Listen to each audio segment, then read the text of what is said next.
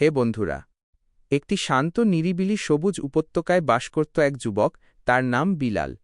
সে ছিল না ধনী, ছিল না ক্ষমতাবান, কিন্তু তার ছিল এক অমূল্য সম্পদ, আল্লাহর উপর অটল বিশ্বাস। প্রতিদিন ৫ ওয়াক্ত নামাজ আদায় করত আর গভীর রাতে তাহাজ্জুদ পড়ে চোখ ভরা পানিতে দোয়া করত, হে আল্লাহ, আমাকে তোমার কাছেই রেখো। কিন্তু একদিন হঠাৎ আল্লাহ তার প্রিয় বান্দাকে পরীক্ষা করার সিদ্ধান্ত নিলেন। পুরো উপত্যকায় নেমে এলো ভয়াবহ খরা। মাসের পর মাস এক ফোঁটা বৃষ্টি নেই, মাটি ফেটে চৌচির, ফসল শুকিয়ে মৃত, আর নদী হয়ে গেল ধুলোর মরুভূমি। বিলালের সব ফসল তার চোখের সামনে ধীরে ধীরে মরে গেল। তবুও সে হার মানেনি। রাতে উঠে সিজদায় পড়ে বলত, হে আমার রব, তুমি ছাড়া আমার আর কেউ নেই।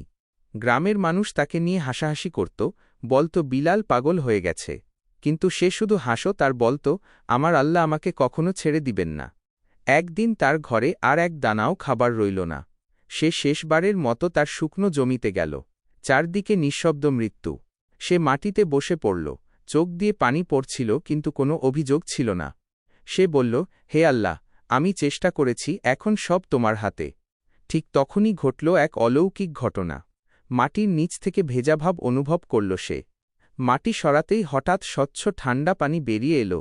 এই শুকনো জমিতে একটি জীবন্ত ঝর্ণা।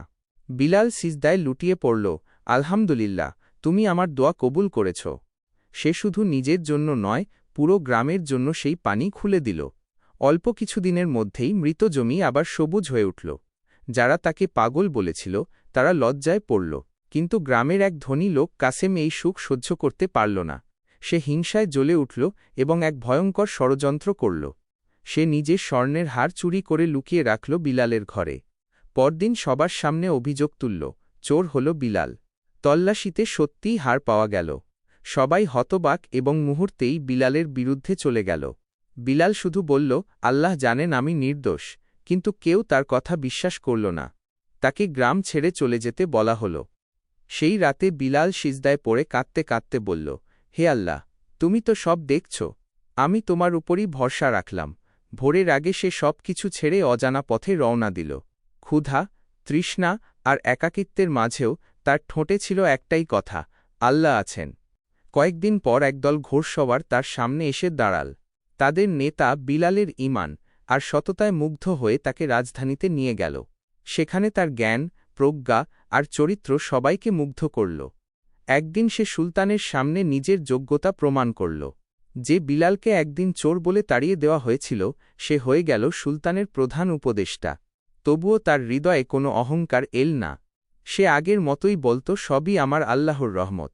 প্রিয় দর্শক, মানুষ আপনাকে ভুল বুঝতে পারে, অপবাদ দিতে পারে, কিন্তু আল্লাহ কখনো ভুল করেন না। তাই ধৈর্য ধরুন, ভরসা রাখুন। একদিন আল্লাহ অবশ্যই আপনাকে সম্মানিত করবেন, ইনশাআল্লাহ।